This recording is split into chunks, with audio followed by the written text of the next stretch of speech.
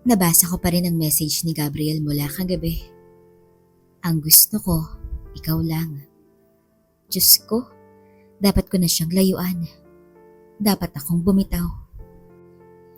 Pero habang lalo kong sinusubukan na itulak siya palayo, mas lalo kong hinahatak ng nararamdaman ko sa kanya. Lalo na nung araw na yun sa campus, sa gitna ng lahat ng ingay. Bigla niya akong sinulyapan sa hallway. Saglit lang, pero sapat na para pumintig ang damdamin ko. Hindi ko na siya estudyante sa paningin ko. Lalaki na siya. Lalong-lalo na sa gabing yun. Kung saan naranasan ko kung paano siya magpasiklabo ng init at damdamin. Nag-aayos ako ng mga papel sa faculty room.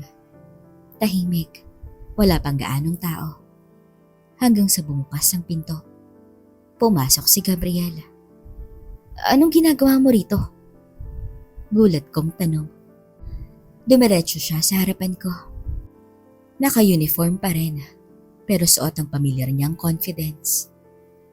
Yung tipo nga, kaya kang tunawin sa isang titig lang. Miss Rivera, kailangan kitang makausap. Saad niya nang mababa ang boses. Ngayon. Hindi pwede dito, baka may pumasok. Ma'am, bulong niya habang lumalapit.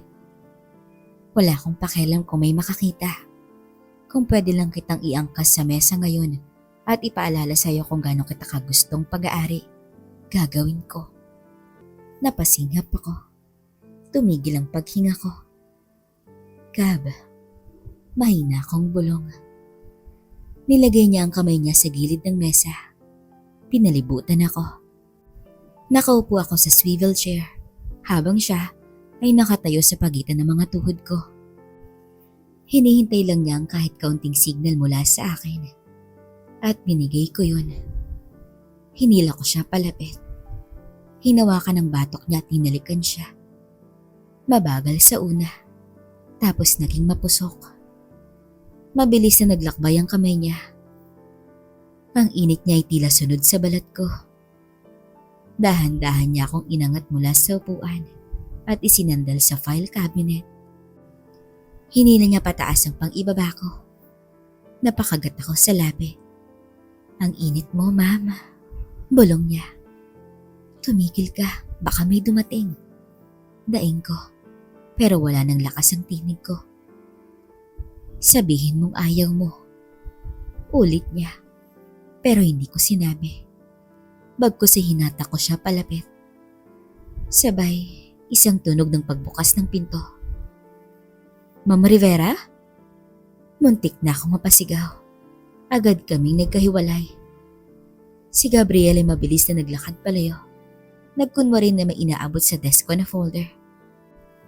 Nakangiti ang isang co-teacher ko. May naghahanap sa'yo, ma'am. Si Miss Ara. Napakapit ako sa dibdib ko. Nanginginig pa ang tuhod ko. Nakakunot ang noo ni Miss Ara habang lumalapit.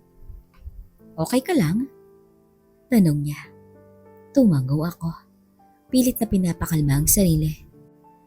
Pero bago pa siya makaalis, biglang may sumigaw sa hallway. Isang estudyante. Si Alisa, nasa admin office. Umiiyak. Nagkatinginan kami.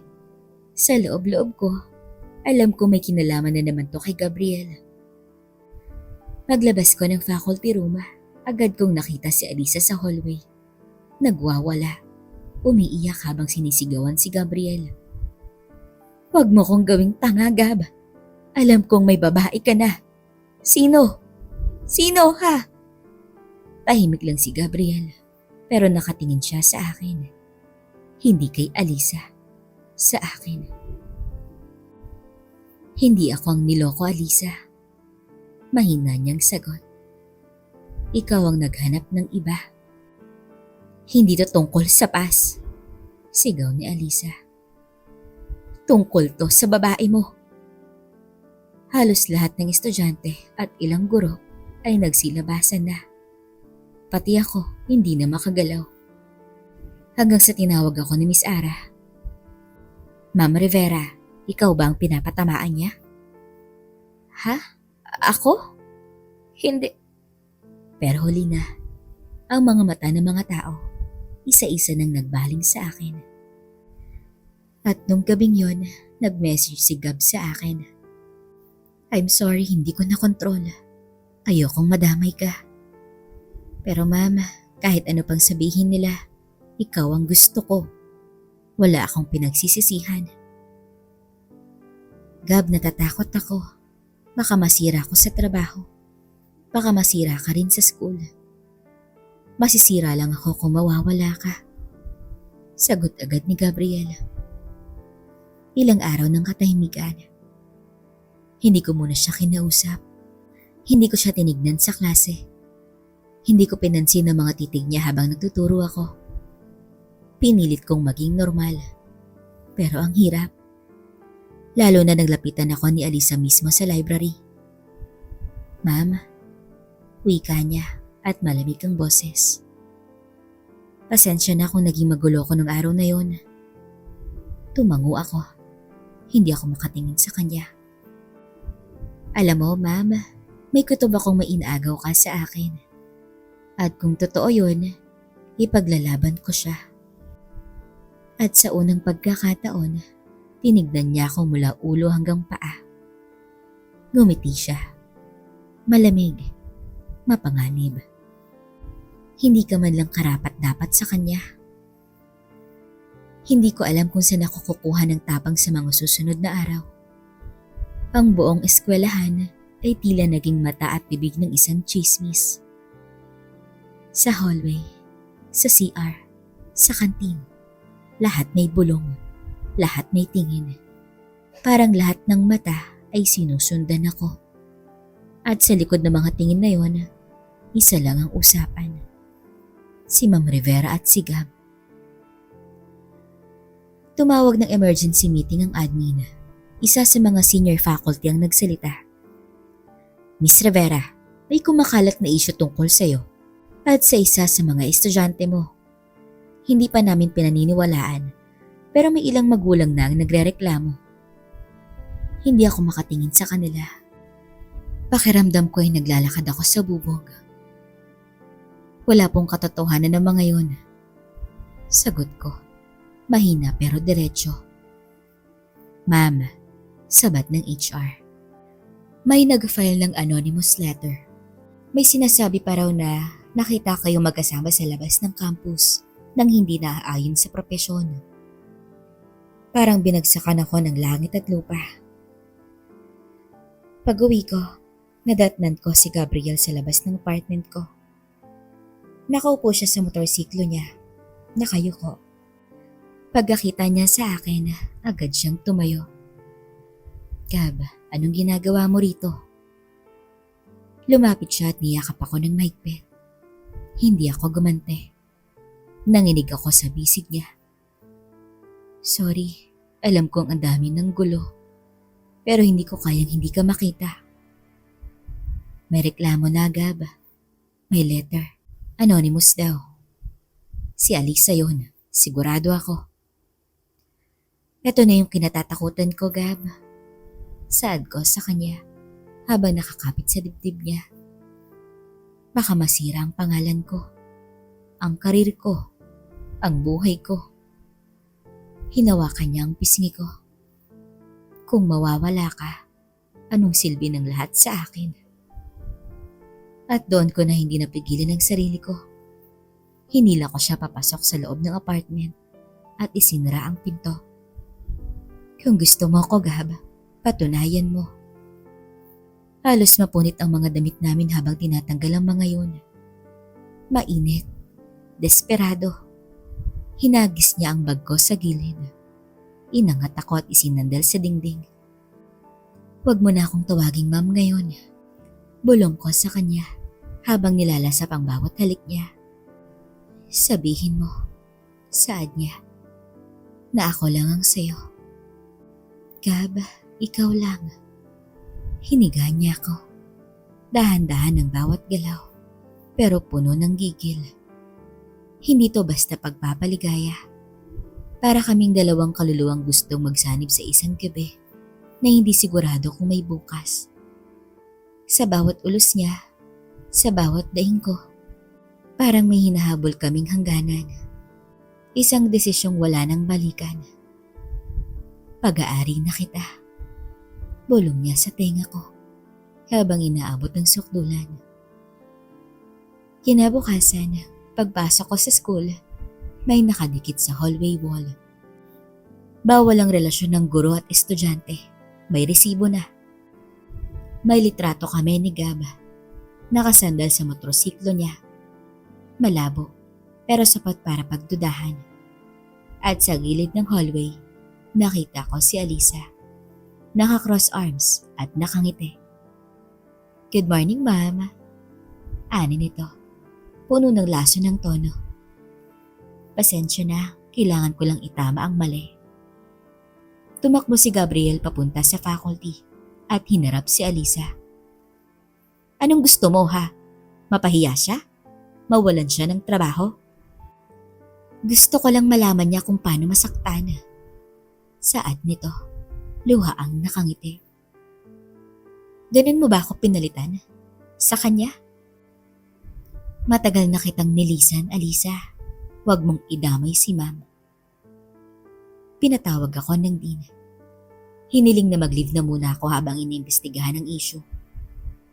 Paglabas ko ng opisina, nakita ko si Gab. Gusto niya akong yakapin, pero umiwas ako. "Gab, baka ito na talagang hangganan natin." "Hindi pa. Laban pa, ma'am." Tumulo ang luha ko. Baka masyado na akong mahal ng karir ko para ipaglaban ka. Hinawakan niya ang kamay ko. Mahigpit na hawak. "Pero ako, kahit mawala ang lahat, basta ikaw ang kasama ko, okay ako." Walang klase, walang estudyante, walang Gabriel. Wala ring araw na hindi ako ginambalan ng mga tanong sa utak ko. Pinaglaban ko ba ang tama? O mas pinili ko lang ang tahimik at tigtas? Lagi ko siyang naiisip sa gabi. Yung tapang niya, yung titig niya. Lalo na sa mga gabing wala akong kayang yakapin kundi ang unan at ang alaala.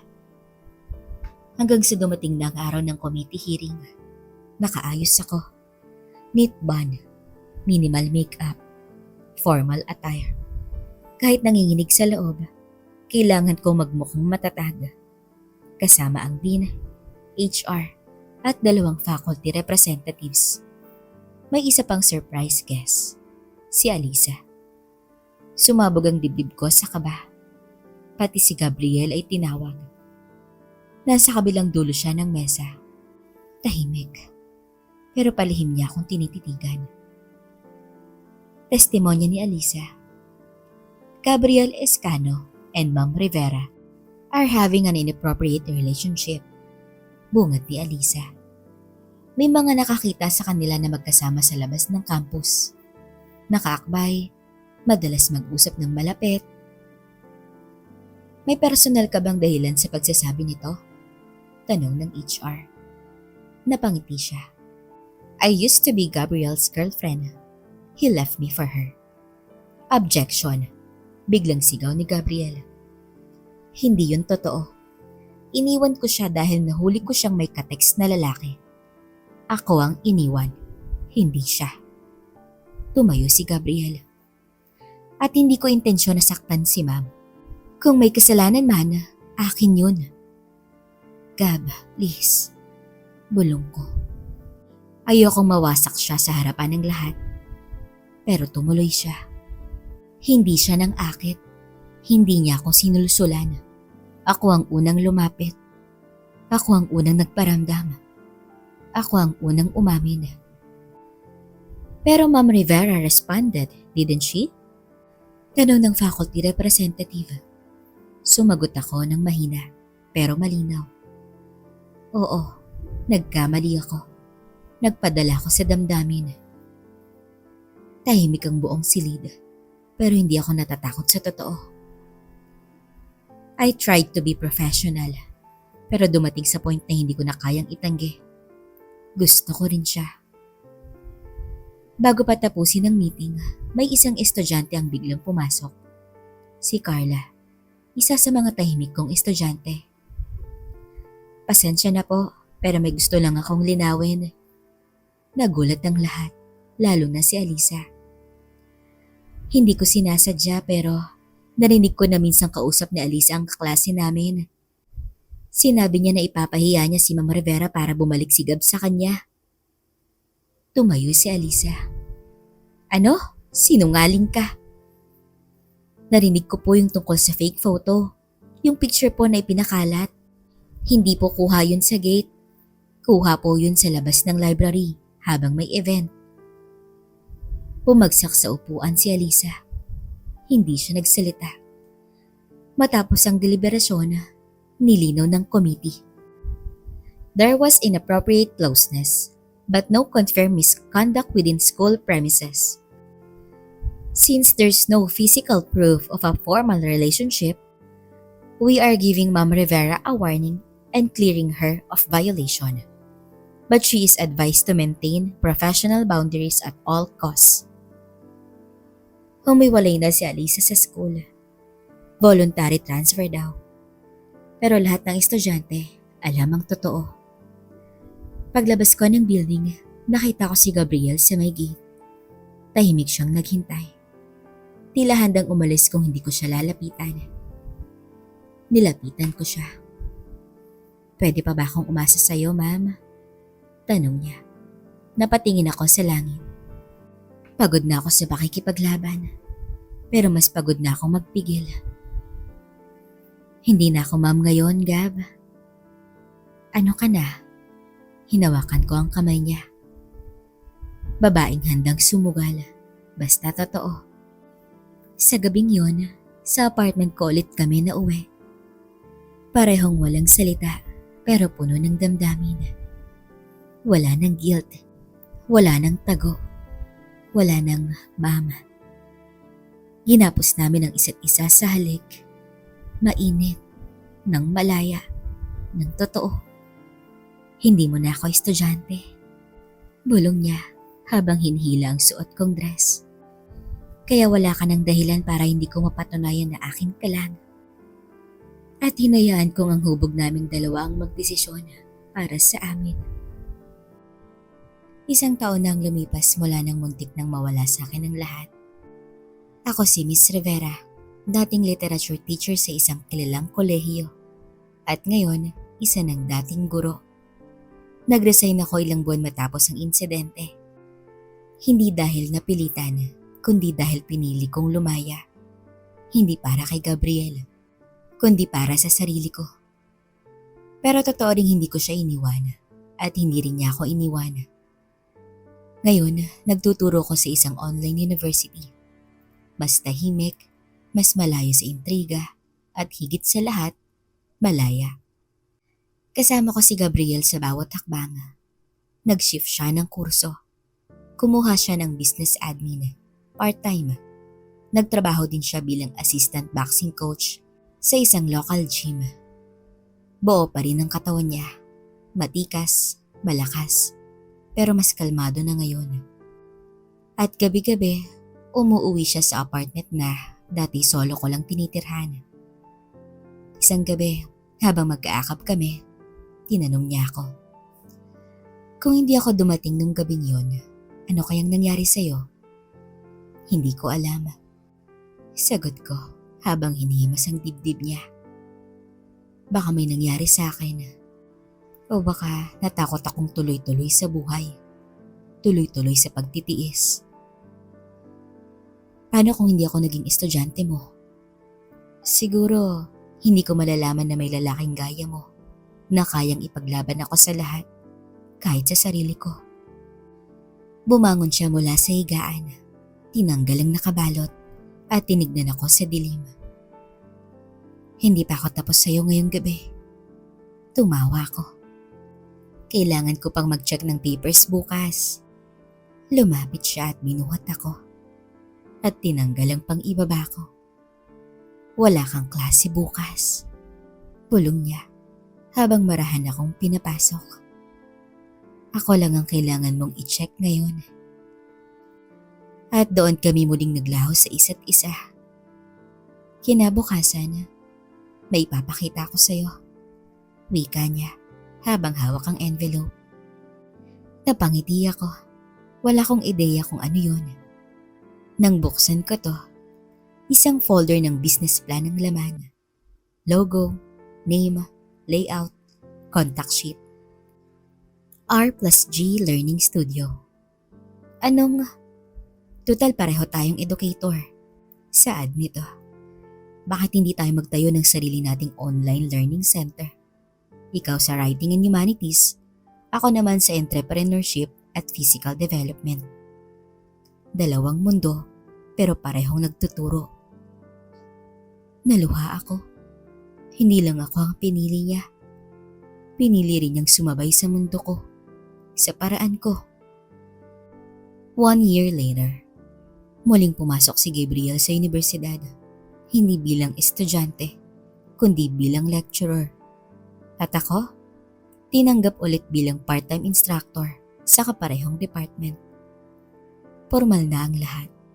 Wala nang tanong, wala nang tago, at mas matatag kami ngayon. Habang nagsasara ako ng laptop ko pagkatapos ng klase, bigla siyang dumaan sa faculty. Miss Rivera, biro niya. Libre ka ba mamaya? Depende. Ano bang inaalok mo? Lumapit siya sa mesa ko. Dinner, massage, at isang gabi ng pag-aari. Napangiti ako. Ikaw talaga.